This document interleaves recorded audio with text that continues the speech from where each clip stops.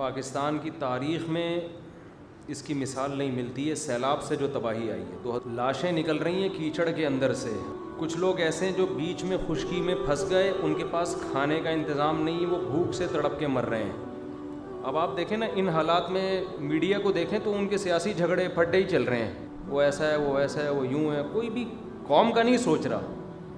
تھوڑی دیر کے لیے تصور کر لیں آپ کسی ایسی جگہ پھنسے ہوئے ہوں جہاں چاروں طرف پانی ہو, نہ آپ اس سے نکل کے جا سکتے ہیں, نہ آپ کے پاس کوئی خوراک کا انتظام ہے, تو آپ پہ گزرے گی کیا قیامت گزرے گی, اور کیسے ترس رہے ہوں گے, تڑپ رہے ہوں گے کہ کوئی خوراک کا انتظام. بھئی یہ سیلاب زدگان کے حوالے سے چند باتیں آپ سن لیں. پاکستان کی تاریخ میں اس کی مثال نہیں ملتی ہے سیلاب سے جو تباہی آئی ہے. 2011 میں بھی 10 یا 11 میں بھی آیا تھا سیلاب, مگر اتنی خطرناک نوعیت کا نہیں تھا. لاشیں نکل رہی ہیں کیچڑ کے اندر سے, اللہ بچائے. بچے, کچھ لوگ ایسے ہیں جو بیچ میں خشکی میں پھنس گئے, ان کے پاس کھانے کا انتظام نہیں, وہ بھوک سے تڑپ کے مر رہے ہیں, وہاں تک کوئی پہنچ بھی نہیں رہا. اب اس میں ایک طریقہ تو یہ ہے کہ ہم حکومتوں کو برا بھلا کہتے رہیں.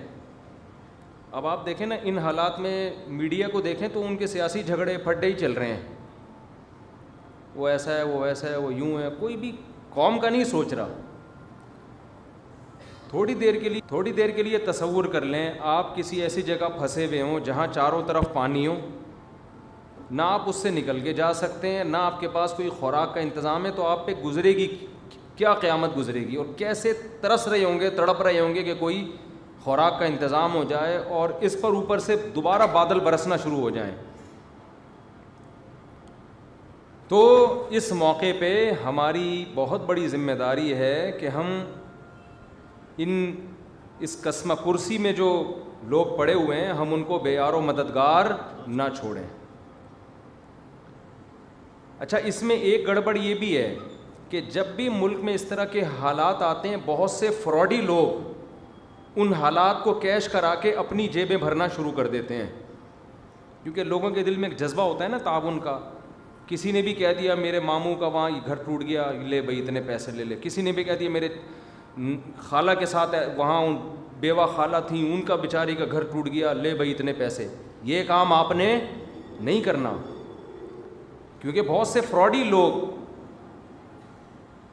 کیش کرا رہے ہوتے ہیں اس قسم کے حادثات کو. آپ کہہ سکتے ہیں فراڈی ہوگا تو وہ جانے, اللہ جانے, ہم نے تو پیسے دے دیے نا.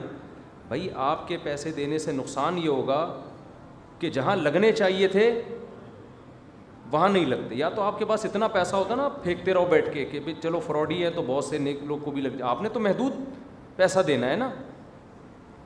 تو ایسے موقع پہ سب سے بہتر طریقہ تو یہ ہے کہ جو ہمارے تاجر لوگ ہیں وہ خود اپنی گاڑیوں میں جائیں. میں 2010 میں یا 11 تھا, ہم لوگ کشتیوں میں گئے تھے اندر, کشتیوں میں, کیونکہ گاڑیوں کے راستے بند ہو گئے تھے.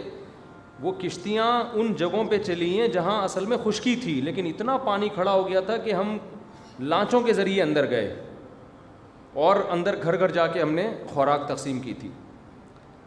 تو اصل تو یہ ہے کہ خود سے جائیں. میرا بھی ارادہ ہے انشاءاللہ ان قریب سفر کرنے کا, بلوچستان یا سندھ کی طرف میں بھی جاؤں گا انشاءاللہ. جو ٹوٹا پھوٹا ہم سے تعاون ہو سکا ہم کریں گے انشاءاللہ. اور میرا ارادہ ہے پاک ایڈ ویلفیئر ٹرسٹ کی طرف سے جانے کا, کیونکہ جو ٹرسٹ ہوتے ہیں جو ریلائبل ٹرسٹ ہوتے ہیں ان کو اندر کے حالات پتہ ہوتے ہیں. اب ہم جائیں تو ہم تو اجنبی ہیں نا, تو ہمیں کیا پتہ کہ کہاں کیا ہو رہا ہے. تو خود سے میرا بھی ارادہ ہے انشاءاللہ جانے کا, لیکن آپ بھی کوشش کریں خود سے جائیں, اور ایسا نہیں کہ کنارے پہ بس خوراک بانٹ کے آ جائیں آپ لوگ. ہمیں بہت افسوس کے ساتھ کہنا پڑتا ہے کہ جب میں 2010 یا 11 تھا, مجھے صحیح وہ سال یاد نہیں ہے, میں گیا تھا سیلاب زدگان کی مدد کے لیے. تو میں نے بعض ٹرسٹوں کو دیکھا, بعض, سب کی بات نہیں کر رہا, خوب سمجھ لیں. بعض لوگ کیا کر رہے تھے, شہر میں نا لائن لگا کے خوراک بانٹ رہے ہیں, ویڈیو بنا رہے ہیں اور میڈیا پہ ڈال رہے ہیں, اور اندر بالکل بھی کام نہیں ہے جہاں لوگوں کو زیادہ ضرورت ہے. جو پانی میں اندر دور دراز گاؤں میں لوگ پھنسے ہوئے ہیں ان تک کوئی بھی نہیں جا رہا تھا.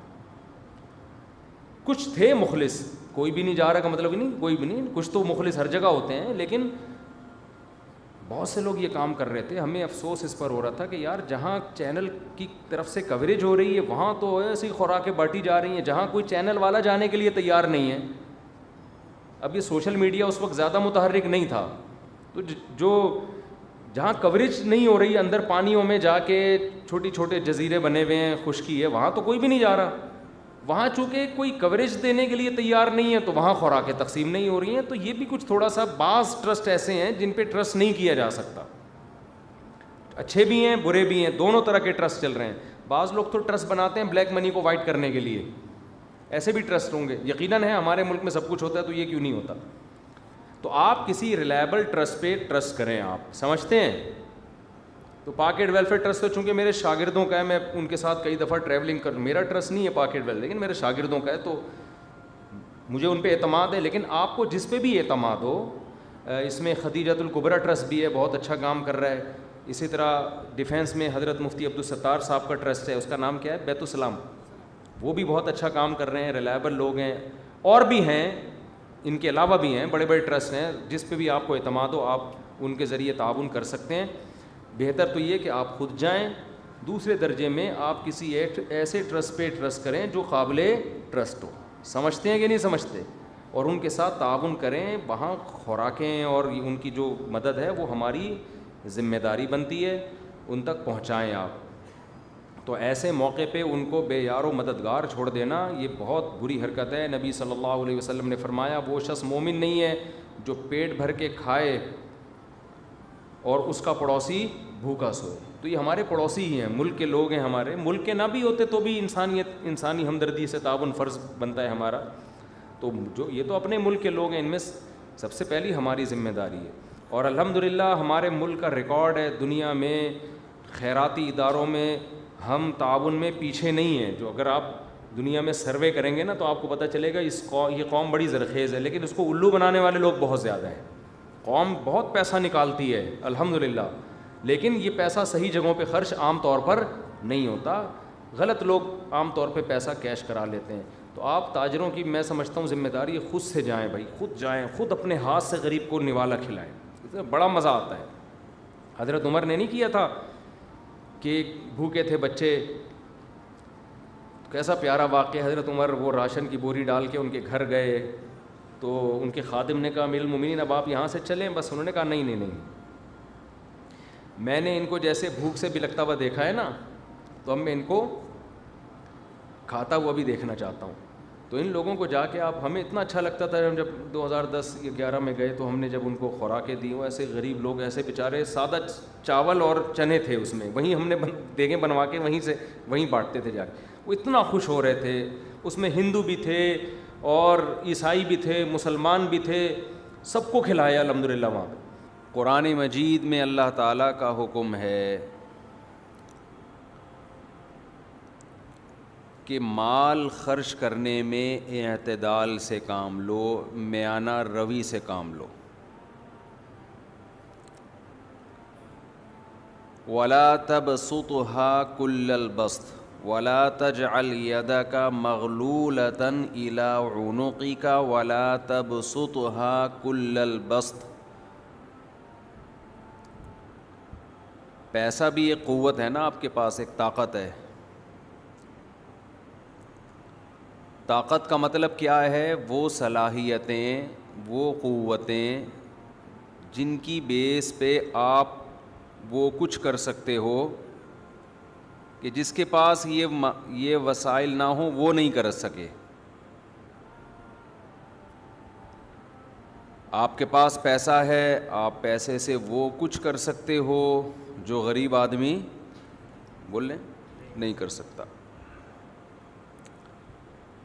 آپ کے پاس علم ہے تو ایک جاننے والا وہ کچھ کر سکتا ہے جو نہ جاننے والا بولیں نہیں کر سکتا. پھر آپ کے پاس ایک خاص علم ہے. خاص علم سے وہ روحانی علم نہیں ہے، وہ تو بکواس ہے، کچھ بھی نہیں ہے. وہ جو تعویذ گنڈوں کا یہ علم ہے ہی نہیں.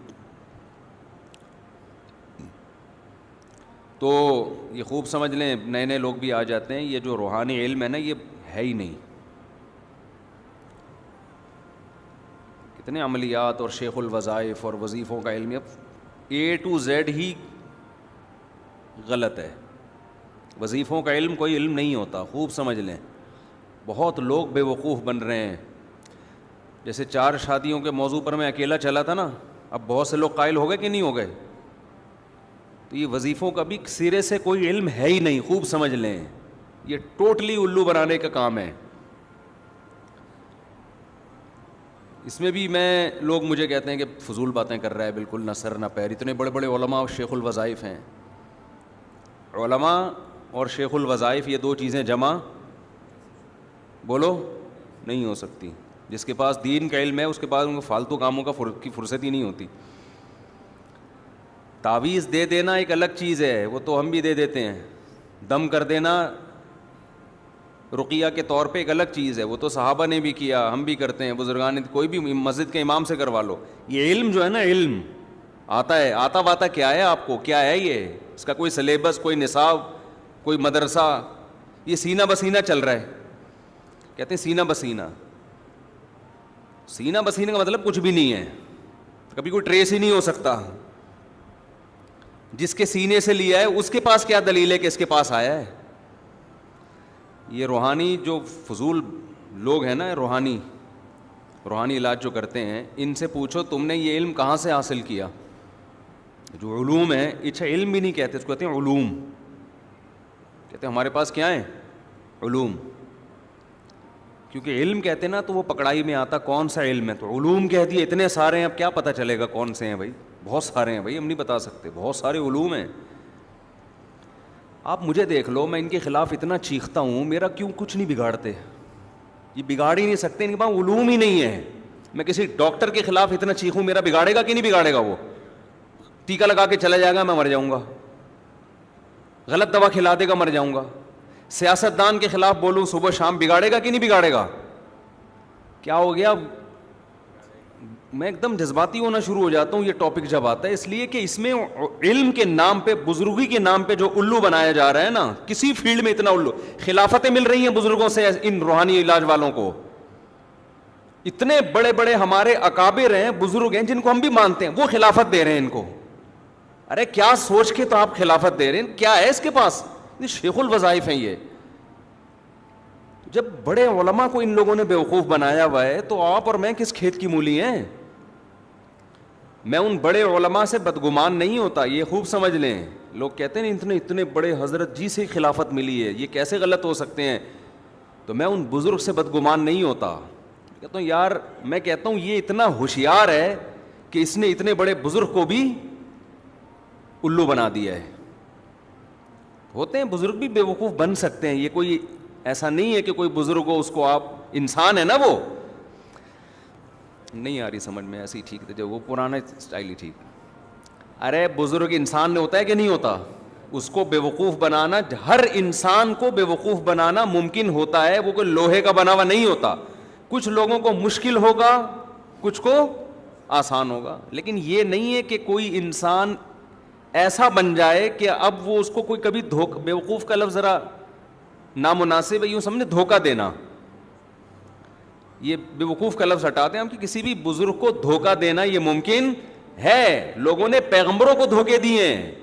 ہمارے نبی صلی اللہ علیہ وسلم کے پاس منافقین آئے تھے نا، اسلام ظاہر کر کے کہ ہمارا قبیلہ مسلمان ہوا ہے، کچھ لوگوں کو بھیج دیں علماء کو، ہم ان کو تبلیغ کریں گے۔